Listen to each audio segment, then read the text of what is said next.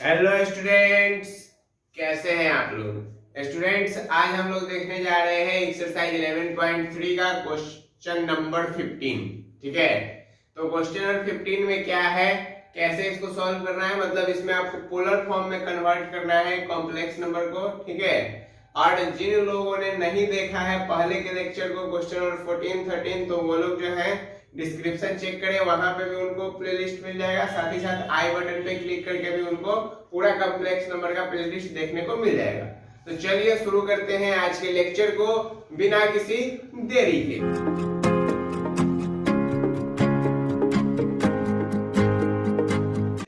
Question number 15 कर रहा है put the following number in polar form, मतलब आपको जो है ये नंबर दे रखा है 1 प्लस आयोटा -1 माइनस √3 आयोटा, इस तरह करके टोटल कुछ आपको कितने क्वेश्चन है, 13 क्वेश्चन है।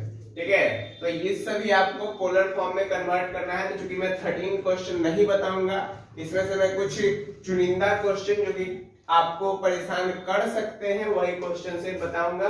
शुरू के 2-3 एक साथ और उसके बाद फिर बीच के चुनिंदे क्वेश्चन। चलिए, तो देखिए पहला क्वेश्चन है 1 प्लस आयोटा, इसको पोलर फॉर्म में कन्वर्ट करना है। ठीक है, पोलर फॉर्म क्या होता है, यदि इसका वीडियो आप लोगों ने नहीं देखा है तो भी आप डिस्क्रिप्शन चेक कर सकते हैं, लिंक आपको वहां पे मिल जाएगा। तो देखिए मैं आपको ऐसे बता दूं कि यदि किसी भी कॉम्प्लेक्स नंबर का पोलर फॉर्म लिखते हैं, क्या लिखते हैं, पोलर फॉर्म। तो पोलर फॉर्म जो होता है ये होता है r cos theta plus iota sine theta, ये है किसी भी कॉम्प्लेक्स नंबर का पोलर फॉर्म। क्लियर। लेकिन यहां पर r क्या है, थीटा क्या है, यही चीज इसमें फाइंड करना होता है। तो ये जो r है ये होता है मॉडुलस, ये r क्या है, ये है मॉडुलस, और थीटा जो है अपना वो है आर्ग्यूमेंट। क्या है, आर्ग्यूमेंट। तो अब जिन्हें ये भी नहीं पता कि मॉडुलस और आर्ग्यूमेंट क्या होता है, वो लोग भी डिस्क्रिप्शन चेक करें, वहां पे उनको वीडियो मिल जाएगा इससे रिलेटेड। तो देखिए इस क्वेश्चन में हम लोग जो है सबसे पहले 1 प्लस आयोटा का मॉडुलस निकालेंगे। तो z दे रखा है कितना, 1 प्लस आयोटा, तो मॉड z का वैल्यू निकालेंगे तो ये हो जाएगा √1 का स्क्वायर और प्लस 1 का स्क्वायर। ठीक है, 1 का स्क्वायर प्लस 1 का स्क्वायर, तो ये हो गया √2, 1 का स्क्वायर 1 और 1 का स्क्वायर 1, तो 2 हो जाएगा सम करके। क्लियर बात है। मॉड z कैसे निकलता है, मॉड z निकलता है x का स्क्वायर प्लस y का स्क्वायर करने पर, और y जो है वह यहाँ पे 1 है, इसलिए 1 का ही स्क्वायर हो जाएगा दोनों तरफ। क्लियर। अब मॉड z निकालने के बाद हम लोगों को थीटा का वैल्यू निकालना है, मतलब आर्ग्यूमेंट निकालना पड़ेगा। तो आर्ग्यूमेंट हम लोग कैसे निकालते हैं, आर्ग्यूमेंट कैसे निकालते हैं, आर्ग्यूमेंट निकालने के लिए हम लोग सबसे पहले लिखते हैं tan थीटा बराबर mod y by x। y अपना कितना है, y है 1 और x भी है 1, तो यहाँ से ये वैल्यू आ गया 1। तो यदि tan थीटा हो 1 के बराबर, तो यहाँ से tan थीटा बराबर क्या हो जाएगा, tan पाई बाई 4 हो जाएगा। तो इसका मतलब थीटा हो जाएगा पाई बाई 4 के बराबर। क्लियर है। थीटा किसके बराबर आ गया स्टूडेंट्स, पाई बाई 4 के बराबर, कोई समस्या नहीं। अब जब थीटा आ गया है पाई बाई 4 के बराबर, तो अब हम देखेंगे कि हमारा जो कॉम्प्लेक्स नंबर z है वह किस क्वाड्रेंट में है। तो किस क्वाड्रेंट में है इसको कैसे पता करेंगे, तो x और y के वैल्यू से। यदि x और y दोनों ही पॉजिटिव हो, ठीक है, x और y दोनों ही पॉजिटिव हो तो वह होता है फर्स्ट क्वाड्रेंट में। यदि x निगेटिव हो y पॉजिटिव तो सेकेंड, यदि दोनों ही निगेटिव हो तो थर्ड, और यदि x पॉजिटिव और y निगेटिव हो तो फोर्थ क्वाड्रेंट होता है। क्लियर। तो यहाँ पे x का वैल्यू 1 आ जाएगा पॉजिटिव में, y का वैल्यू 1 आ जाएगा पॉजिटिव में, मतलब दोनों ही पॉजिटिव है। तो यहाँ पे हम लोग लिख देंगे therefore theta lies in first quadrant. Theta कहाँ लाई कर रहा है, फर्स्ट क्वाड्रेंट में लाई कर रहा है। तो अब यदि थीटा फर्स्ट क्वाड्रेंट में लाई कर रहा है, इसका मतलब आर्ग्यूमेंट का वैल्यू क्या हो जाएगा, आर्ग्यूमेंट का वैल्यू क्या हो जाएगा, यह थीटा ही रह जाएगा, मतलब पाई बाई 4। क्योंकि यदि क्वाड्रेंट बदलता तो थीटा का भी वैल्यू बदल जाता, आर्ग्यूमेंट जिसको कहते हैं। यदि फर्स्ट क्वाड्रेंट है तो थीटा ही रहेगा, यदि सेकेंड क्वाड्रेंट है तो पाई माइनस थीटा हो जाएगा, आर्ग्यूमेंट का वैल्यू थर्ड है तो पाई प्लस थीटा हो जाएगा, और यदि फोर्थ है तो 2 पाई माइनस थीटा हो जाएगा या फिर माइनस थीटा भी हो जाएगा। ठीक है, क्लियर। तो यहाँ पे थीटा आ गया कितना, पाई बाई 4 आ गया है। तो अब हमको पोलर फॉर्म में लिखने के लिए कहा था क्वेश्चन में, तो पोलर फॉर्म बराबर लिख देंगे, पोलर फॉर्म बराबर सबसे पहले r है तो r क्या था, मॉडुलस था, तो यहाँ पे लिखेंगे √2 और cos थीटा मतलब cos पाई बाई 4 और plus iota sine pi by 4। Clear, समझ में आ गया। क्या किया हम लोगों ने, सबसे पहले मॉड z का वैल्यू निकाला, ठीक है, उसके बाद आर्ग्यूमेंट से थीटा फाइंड आउट किया और उस थीटा को यहाँ पे पुट कर दिया। क्लियर बात। चलिए अब देखिए क्वेश्चन नंबर जो सेकेंड है 15 का, इसको भी कुछ हम लोग इसी तरह सॉल्व करेंगे, बस इसमें बदलेगा क्या, इसमें बदलेगा आपका क्वाड्रेंट। ठीक है, देखिए z कितना दे रखा है, z दे रखा है -1 माइनस √3 आयोटा। ठीक है, इसको जरा सा -1 माइनस √3 आयोटा, तो z का मॉड क्या आ जाएगा, रूट अंडर -1 का स्क्वायर प्लस रूट अंडर -3 का स्क्वायर। ठीक है, तो ये आप -1 लिखिए चाहे 1 लिखिए, वह कोई परेशानी आपको करने वाला है नहीं, क्योंकि स्क्वायर में तो पॉजिटिव ही आना है। तो ये हो जाएगा आपका 1, ये हो जाएगा आपका 3, मतलब रूट अंडर 4 मतलब वैल्यू आ गया 2। ठीक है, इसके आगे आप प्लस माइनस भी लगा सकते हैं यहाँ पर। ठीक है, क्योंकि यह रूट के अंदर में है तो आप प्लस माइनस भी लगा सकते हैं, कोई परेशानी नहीं है। अब देखिए, अब मॉड z का तो वैल्यू हमने निकाल लिया है। अब देखिए, अब निकालना है आर्ग्यूमेंट, आर्ग्यूमेंट निकालेंगे। आर्ग्यूमेंट निकालना अच्छा बात है, आर्ग्यूमेंट करना अच्छा बात नहीं है, क्या समझे। आर्ग्यूमेंट जो करिएगा तो समस्या होगा आपके साथ। देखिए y का वैल्यू है √3 माइनस में और x का वैल्यू है -1, तो यहाँ से आ गया √3। यदि जिसको समस्या हो रहा है तो यहाँ पे लिख लिया कीजिए x बराबर -1, y बराबर माइनस ऑफ √3। ठीक है, तो -√3 को जरा सा अच्छे से लिख दें। Okay, clear. मॉड के बाहर जाएगा तो साइन निगेटिव से पॉजिटिव ही हो जाता है, वैसे भी यहाँ पे माइनस माइनस दोनों ही है तो कट जाएगा, सिंपल है। तो यहाँ देखिए tan थीटा बराबर क्या हो गया, tan थीटा बराबर हो जाएगा √3, तो ये √3 होता है tan में कितना का वैल्यू, पाई/3 का वैल्यू, मतलब tan 60 का वैल्यू। तो यहाँ से थीटा कितना आ गया, पाई/3 आ गया। थीटा का वैल्यू हम लोगों ने कितना निकाला है स्टूडेंट्स, पाई/3 निकाल लिया। अब हम लोग देखेंगे कि थीटा किस क्वाड्रेंट में लाई कर रहा है। तो x भी निगेटिव है और y भी निगेटिव है, x भी निगेटिव है और y भी निगेटिव है, तो ऐसा कौन सा क्वाड्रेंट था, ऐसा था थर्ड क्वाड्रेंट। तो थीटा लाई कर रहा है थर्ड क्वाड्रेंट में। यदि थीटा थर्ड क्वाड्रेंट में लाई कर रहा है तो आर्ग्यूमेंट का वैल्यू क्या होगा, पाई प्लस थीटा, मतलब पाई प्लस पाई/3, तो ये वैल्यू आएगा आपका 4 पाई/3। ठीक है, 4 पाई/3 आ गया आपका वैल्यू, कोई परेशानी नहीं है, यहां तक में कोई परेशानी नहीं है। तो अब हम लोग लिखेंगे पोलर फॉर्म, क्या लिखेंगे, पोलर फॉर्म बराबर r, सबसे पहले r जो है वह है +-2। ठीक है, और cos थीटा मतलब cos 4 पाई/3 और प्लस आयोटा साइन 4 पाई/3। क्लियर बात, आसान था, समझ आया, कोई परेशानी नहीं हुई। चलिए अब देखते हैं कुछ और क्वेश्चन इसके। देखिए अब फोर्थ क्वेश्चन में एक बताऊंगा, उसके बाद एक 9th है। ठीक है, तो फोर्थ क्वेश्चन में है आपको डायरेक्ट -3। ठीक है, डायरेक्ट दे रखा है -3 z का वैल्यू, मतलब कि इसको ऐसे लिख सकते हैं, लिख सकते हैं। अब देखिए, यदि हम ऐसा लिख सकते हैं तो यहाँ से मॉड z का यदि वैल्यू निकालते हैं तो रूट अंडर -3 का स्क्वायर प्लस 0 का स्क्वायर, तो वो आ जाएगा 3 ही। ठीक है, कोई समस्या नहीं है। अब यदि आर्ग्यूमेंट के लिए चले, ठीक है, आर्ग्यूमेंट के लिए यदि चलते हैं तो tan थीटा बराबर क्या होता है, y by x, y by x होता है, तो y है 0, x है 3, ठीक है, तो ये तो आ गया 0 अपना वैल्यू।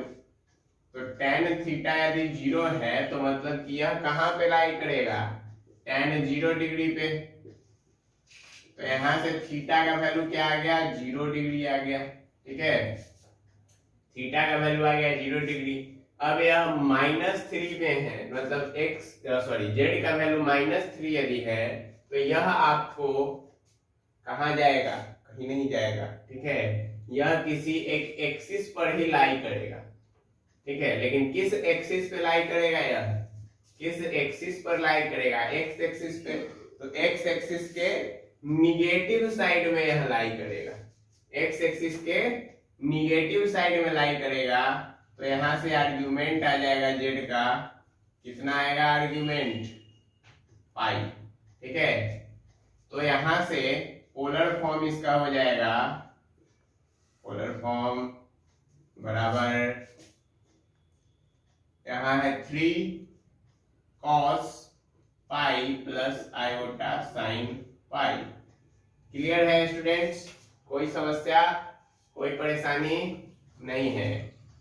चलिए, तो ये तो हो गया 4th नंबर क्लियर। तो देखिए स्टूडेंट्स, अब जो है 15 का 9 है, ये आपका डायरेक्ट आयोटा है, जेड का वैल्यू आपको दे रखा है डायरेक्ट आयोटा, तो यहाँ से यदि मॉड जेड निकालेंगे तो मॉड जेड आ जाएगा, क्योंकि यहाँ पर ये y है तो डायरेक्ट 1 का स्क्वायर, ठीक है, इसको ऐसे भी लिख सकते हैं 0 प्लस आयोटा, कोई समस्या अपना नहीं है, तो 0 का स्क्वायर 0 और 1 आ जाएगा, तो 1 का स्क्वायर 1 आ गया, कोई परेशानी नहीं है। अब यदि आर्ग्यूमेंट निकालें, यहाँ पे आप चूंकि बिना आर्ग्यूमेंट निकाले हुए भी इसको सॉल्व कर सकते हैं, मगर आपकी इच्छा के लिए यदि हम आर्ग्यूमेंट निकाल भी दें, ठीक है, तो y है 1 और ये है 0, तो ये वैल्यू आ जाएगा इंफिनिटी, ठीक है, तो tan थीटा इंफिनिटी कब होता है, जब होता है tan पाई बाई 2 के बराबर, तो यहाँ से थीटा का वैल्यू आ गया कितना, पाई बाई 2 के बराबर। अब थीटा यदि पाई बाई 2 के बराबर आ ही गया, ठीक है, थीटा यदि पाई बाई 2 के बराबर आ ही गया, और ये है आयोटा, आयोटा मतलब y एक्सिस का पॉजिटिव साइड, तो इसलिए इसमें कोई भी छेड़छाड़ नहीं होगा, निगेटिव रहता तब चेंज हो जाता, लेकिन पॉजिटिव साइड है तो इसके लिए आर्ग्यूमेंट क्या हो जाएगा, इसका आर्ग्यूमेंट भी हो जाएगा पाई बाई 2। तो अब यहाँ पे लिखाएगा पोलर फॉर्म, क्या लिखेंगे, पोलर फॉर्म लिखेंगे, और ये होगा r cos theta plus iota sine theta, तो r cos theta iota sine theta. Clear, समझ में आ गया। इसको आप 1 को हटा के डायरेक्ट भी ऐसे लिख सकते हैं, cos pi by 2 plus iota sine pi by 2, कोई परेशानी नहीं, समझ में आ गया। अब देखिए, इसमें आपका एक और है क्वेश्चन नंबर 10 मैं बता रहा हूं। तो क्वेश्चन नंबर 10 कुछ इस प्रकार है, 2 plus iota by 3 minus iota का होल स्क्वायर, ठीक है, ये दे रखा है क्वेश्चन नंबर 10। तो 2 plus iota by 3 minus iota का होल स्क्वायर जब दे रखा है, तो यहाँ पे 2 plus iota by 3 minus iota, इसको रेशनलाइज कर लेंगे basically, 3 plus iota by 3 plus iota ही का होल स्क्वायर, ठीक है, रेशनलाइज किए। अब आ जाएगा इधर 2 plus iota into 3 plus iota by 3 का स्क्वायर माइनस आयोटा का स्क्वायर, और इसका है अपना होल स्क्वायर, ठीक है, तो ये गुना करवाइए, 6 आ गया प्लस 5 आयोटा, और इधर आ जाएगा प्लस आयोटा स्क्वायर बाई 3 का स्क्वायर 9, और आयोटा स्क्वायर का वैल्यू -1, तो 9 प्लस 1 हो जाएगा, ठीक है, और इसका करवा दीजिए स्क्वायर। तो अब देखिए यहाँ पे आयोटा स्क्वायर का वैल्यू यदि 1 डालते हैं, 1 डालेंगे, हाँ 1 तो डालेंगे, लेकिन यहाँ पे साइन बदलेगा, माइनस का होगा, 6 प्लस 5 आयोटा और -1 बाई 10, माइनस क्यों लगा, पता है ना, पता है ना। चलिए, तो ये हो गया 5 प्लस 5 आयोटा बाई 10 का होल स्क्वायर। अब यदि होल स्क्वायर कर दें तो ऊपर वाला का स्क्वायर और नीचे वाले का भी स्क्वायर होगा, तो ऊपर वाला का स्क्वायर मतलब a प्लस बी पे कर लेंगे, तो 25 प्लस 25 आयोटा स्क्वायर और प्लस 5 5 25 टू जा 50 आयोटा और बाई 10 का स्क्वायर 100। ये दोनों टर्म बढ़ गए, मरे इसलिए क्योंकि आयोटा स्क्वायर का वैल्यू -1 पुट करेंगे तो 25 और -25 तो खत्म खेल। 50 आयोटा बाई 100 बचा, 50 आयोटा बाई 100 बचा, इधर खत्म कीजिए इसको तो आयोटा बाई 2 आ गया वैल्यू। कितना आ गया वैल्यू? Iota by 2। यहां तक कोई परेशानी, कोई विघ्न, कोई बाधा नहीं, क्लियर। अब देखिए इतना तक सॉल्व होने के बाद अब हम लोग मॉड जेड का वैल्यू निकालते हैं। जेड का वैल्यू आयोटा बाई 2 आया, तो रूट अंडर 1/2 का होल स्क्वायर कितना आएगा? 1/2 ही आएगा। अब यदि आर्ग्यूमेंट निकालें तो tan थीटा बराबर होगा y बाई एक्स, और y का वैल्यू है 1/2 और x का वैल्यू कितना है? x तो अपना 0 है, अभी इसको ऐसे लिख सकते हैं ना, 0 प्लस आयोटा बाई 2। ठीक है, तो ये तो फिर से आ गया इन्फिनिटी। जब यहाँ पे इन्फिनिटी आया तो थीटा कितना होगा अपना? π/2 होगा, क्लियर। अब देखिए थीटा π/2 और यहाँ पे फिर से आयोटा बाई 2 जो है पॉजिटिव y एक्सिस पे, मतलब कि आर्ग्यूमेंट जो होगा अपना वह हो जाएगा कितना? π/2। तो आर्ग्यूमेंट जब π/2 ही हो गया तो यहाँ से पोलर फॉर्म का होगा, पोलर फॉर्म होगा r, तो r का वैल्यू है 1/2 cos π/2 plus iota sine π/2। Clear, समझ में आया? चलिए, तो ये हो गया आपका क्वेश्चन नंबर 10। अब चलते हैं हम लोग क्वेश्चन नंबर 13 ही सॉल्व कर लेते हैं, ठीक है। तो देखिए स्टूडेंट्स, क्वेश्चन नंबर 13 कुछ इस प्रकार से है, -16/1 प्लस आयोटा रूट 3। ठीक है, अब आपको इसको करना है सॉल्व। तो कैसे करेंगे? देखिए जरा गौर से देखिए इन मासूम क्वेश्चनों को कि कैसे ये आपका अच्छे से बैंड बजाते हैं। देखिए, तो यहाँ पर जो है हमने क्या कर दिया, इसका रेशनलाइजेशन। वह हमारा बैंड बजाना चाह रहा था, हम उसका बैंड बजाएंगे, अपना सीधा फंडा। अब देखिए रेशनलाइज जब करेंगे इसको तो ये हो जाएगा अपना -16 1 माइनस आयोटा रूट 3 बाई, नीचे आ जाएगा 1 का स्क्वायर माइनस आयोटा रूट 3 का होल स्क्वायर। रे बोलो ना रे पब्लिक। अब देखिए ये हो गया -16 1 माइनस आयोटा रूट 3 बाई 1 का स्क्वायर तो 1 और रूट 3 आयोटा का स्क्वायर जब करेंगे तो ये +3 कुछ है इस प्रकार से ला देगा। ठीक है, तो ये हो गया -16 into 1 minus iota root 3 by 1 + 3 4 से 4 ने मारा 4 बार में, तो -4 into 1 minus iota root 3। Clear, इसको तोड़ दिया जाए जरा। -4 + 4 रूट 3 आयोटा, ये है जेड महाराज का वैल्यू। किसका वैल्यू? जेड महाराज का वैल्यू। तो मॉड जेड निकालते हुए, तो मॉड जेड निकालेंगे तो -4 का स्क्वायर डालेंगे और 4 रूट 3 का स्क्वायर भी साथ में निकालेंगे। तो 4 का स्क्वायर 16 और 4 रूट 3 का स्क्वायर 16 3 48। 48 और 16 कितना होता है? 64, बोले तो 64, मतलब वैल्यू आ गया आपका 8। क्लियर। अब देखिए फॉर आर्ग्यूमेंट, आर्ग्यूमेंट निकालेंगे इसका ना, इसको थोड़े छोड़ेंगे अकेले। tan थीटा बराबर क्या है? y/x। तो देखिए y अपना क्या है? y है 4 रूट 3 और x है -4। मॉड के अंदर 4 से 4 मरेगा, रूट 3 बचेगा। तो tan थीटा जब रूट 3 होता है तो tan का वैल्यू π/3 होता है। यहाँ से थीटा का वैल्यू π/3 होता है। क्लियर, थीटा तो आ गया अपना। अब लेकिन यहाँ पे देखाना पड़ेगा कि थीटा लाइट इस क्वाड्रेंट में कर रहा है, तो x निगेटिव है और y जो है वह पॉजिटिव है। x है निगेटिव और y है पॉजिटिव, तो थीटा लाई करा सेकेंड क्वाड्रेंट में। थीटा लाई करा किस क्वाड्रेंट में? सेकेंड क्वाड्रेंट में। तो जब थीटा सेकेंड क्वाड्रेंट में लाई करता है तो आर्ग्यूमेंट z का वैल्यू जो है वह बहुत डरता है, क्योंकि उसमें से घटा दिया जाता है पाई को, नहीं पाई में से उसको, तो पाई माइनस π/3, तो ये वैल्यू आ जाता है 2π/3। तो आर्ग्यूमेंट मतलब थीटा हमको निकल गया। अब जब थीटा निकला तो हम लोग लिखेंगे इसका क्या, पोलर फॉर्म।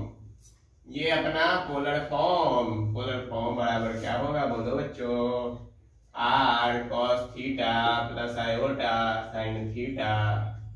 तो आर का वैल्यू कितना आया था, इधर 8 आया था, और कॉस 2π/3 और प्लस आयोटा साइन 2π/3।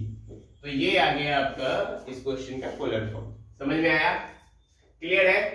तो आपको मैंने टोटल 5 या 6 क्वेश्चन बताए, 6 क्वेश्चन बताए, ठीक है। 15 का टोटल 13 में से 6 क्वेश्चन मैंने सॉल्व कर दिए, जो बाकी 7 बचे वो आपके लिए हैं, ठीक है।